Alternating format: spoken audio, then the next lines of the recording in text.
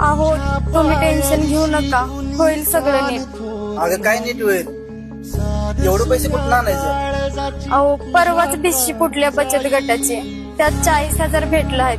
पोराच्या शिक्षणासाठी बँकेत ठेवलं होतं, ते पैसे वेळ पडले तर आपण त्यांना देऊ.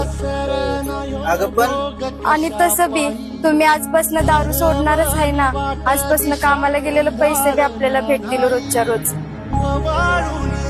जावं तुम्ही बी, आणि बाळा तू बी जा शाळेला. हे घ्या भाकरी आणि कामाला जावा. खेळ मांडला